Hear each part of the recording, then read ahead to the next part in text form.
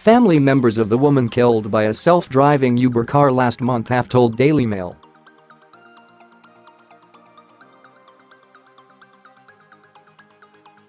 How they cannot afford to bury her after the ride-share giant paid compensation to her daughter and ex-husband despite them being estranged from the dead woman and in a relationship with each other.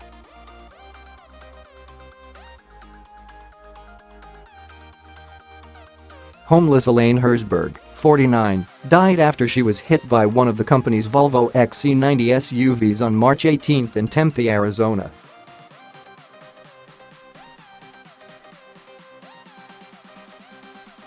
The mother of two, who had a history of drug problems, was attempting to cross North Mill Avenue to a homeless encampment in Lopiano Park, 100 feet short of the crosswalk at Curry Road.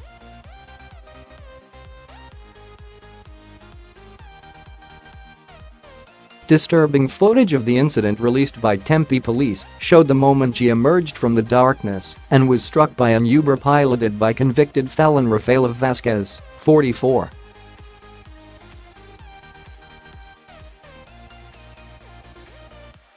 Three days after the crash, daughter Christine Paredes, 30, and the dead woman's ex-husband Rolf Erich Ziemann, 45, retained legal firm Bellah Perez, winning an undisclosed amount from the cab firm last week.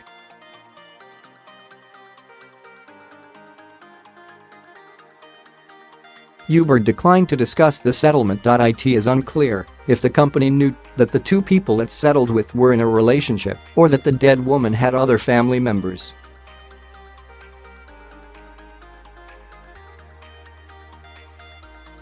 It had permission for its self-driving car trials, suspended by Arizona Governor Doug Ducey, who called the video of the crash disturbing and alarming.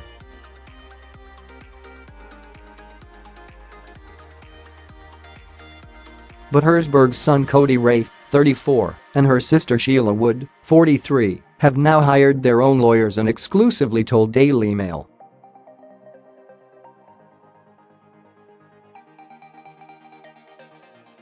They will never settle with the San Francisco-based firm.Speaking outsider Apache Junction, Arizona. Wood said, "We have our own lawyers and we don't want to settle, we want something done about this Herzberg's death."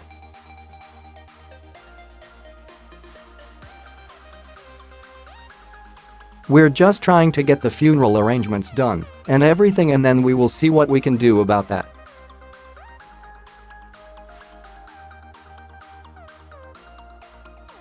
She added, "We don't speak with her, Christine. She's with Elaine's husband, and that's why we don't."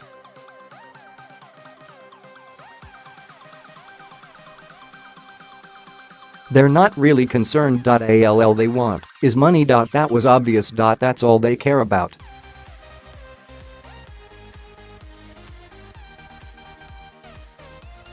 Wood also said Paredes and Ziemann have refused to contribute to Herzberg's funeral, which she hopes will take place on Friday if the family can raise the money in time.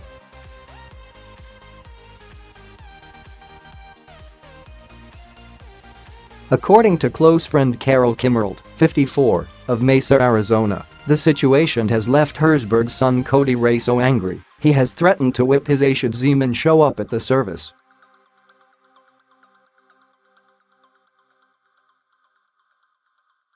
Kimmerle said, "Sheila told me, Christine I can deal with, but if Eric shows up, I'm not going to be able to take it."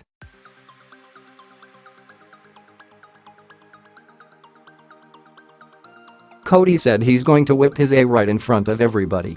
Danielle Kladeniel, 41, added, "He didn't want any part of Elaine before."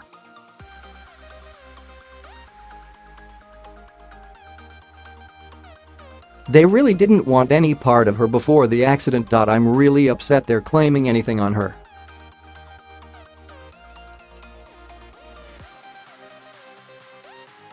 "It just shows how tacky they are. Not the rest of the family, just Eric and her daughter."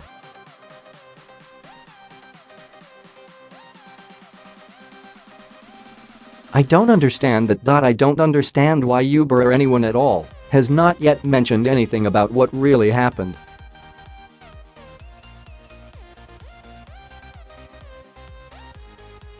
Although unable to work, because of chronic carpal tunnel syndrome in her hands. Herzberg's friends said she had been happy with her first husband, Myron, but was left devastated when he died aged 61 in 2008.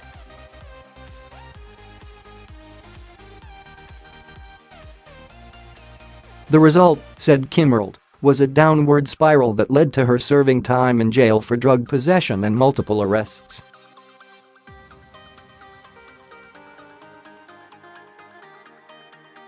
She became estranged from her family, including Paredes and her 3 children, her sister Sheila and her father Danny, 69.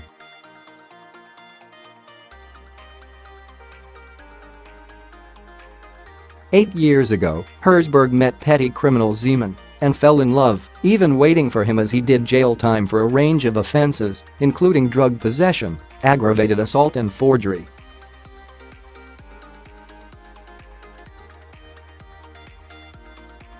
His most recent sentence of 2 years and 6 months ended in November 2015 and was served at ASPC Winchester in Tucson, where his disciplinary record included 1 count of disorderly conduct.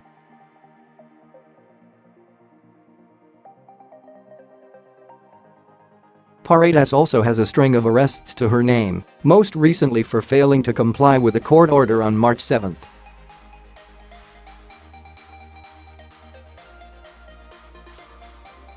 It is unclear exactly which court order was disobeyed, but records show she failed to show up for a hearing in September 2017 after being caught driving without insurance in May that year.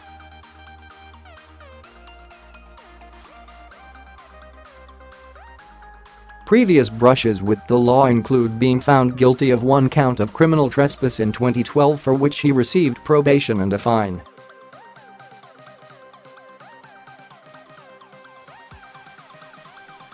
Two other counts of burglary and theft were dismissed. When Paredes got back in touch with Herzberg last year, Kimmerle says she was initially delighted, but then left heartbroken after her own daughter struck up a relationship with her husband behind her back.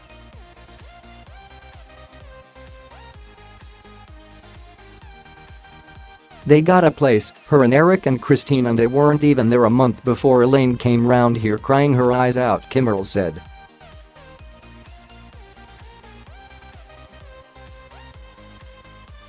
She was angry, oh she was angry. She said, "My husband's been screwing my daughter for the last month behind my back.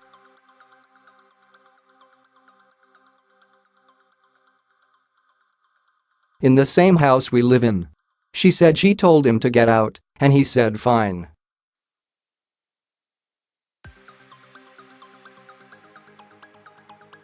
They packed their bags and the daughter and her husband took off. There she was by herself, had the place to herself for 2 weeks, and then she had no more money.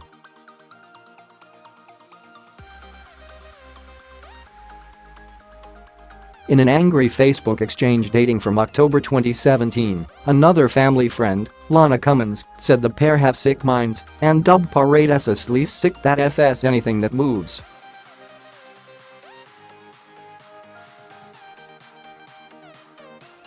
Cummins added, "You are stepdad and stepdaughter. What kind of sick minds do you possess? You will never ever be like your mom Christine. So stop stealing from her and get a life of your own."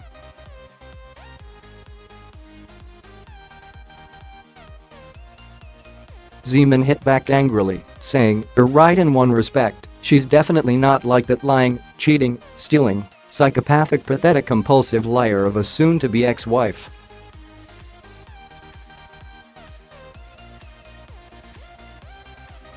Other than that, Christine treats me like a man should be treated. A king. Since the showdown, the trio have been estranged, with all 3 living in the same homeless encampment in Lopiano Park.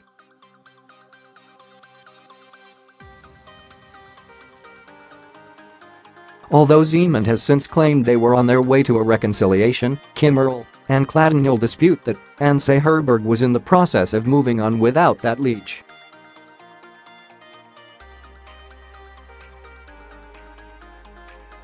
Kladeniel told DailyMail.com, "He treated her like S, even though they're married.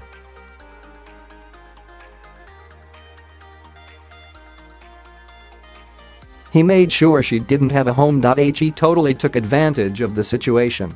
Ziemann has not been seen since news of Herzberg's death emerged, but Paredes was seen laughing and smiling with a friend as she lined up for a free food handout close to the Lopiano Park encampment last week.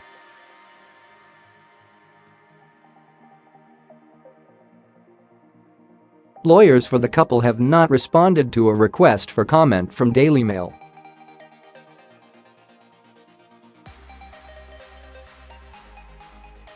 Paredes's brother Cody Ray has also kept a low profile since their mother's death and is understood to be living with his aunt Sheila in Apache Junction.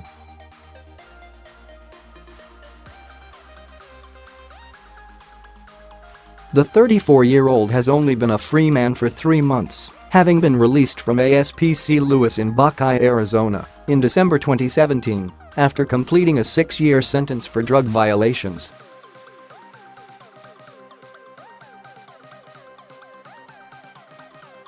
His time in jail, where he worked as a groundskeeper and kitchen cook, was marked by a string of disciplinary violations, including refusing to take drug tests and being cited for sexual contact.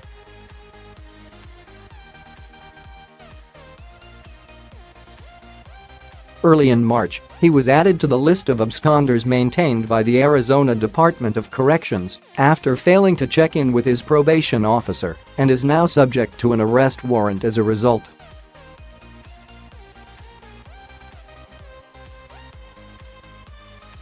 But like the rest of the family, he is understood to have been left distraught by Herzberg's death and, with his aunt, wants Uber to answer questions in court.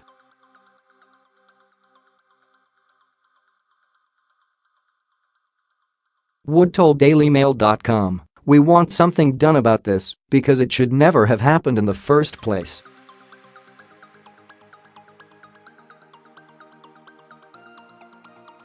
Kladeniel added, "I think the driver who was driving the Uber cab definitely should be charged."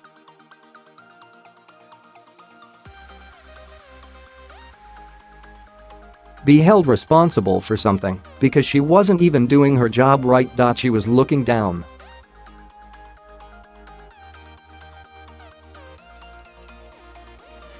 She didn't even look up until Herzberg was hit, and she was dead. Kimmerle thinks Uber should now contribute to Herzberg's funeral fund, but added that she hopes the manner of her death won't overshadow her memory.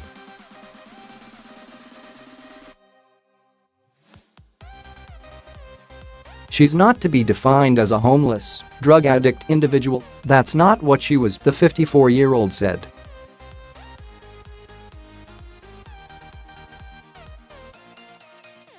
She was raised better than that, she was very intelligent. She read a lot of spiritual books.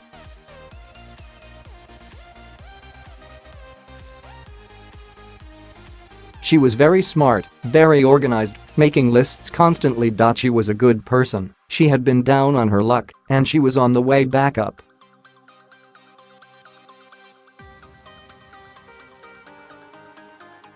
She was on her feet again. She was loving herself and learning to move on without this leech. Ziemann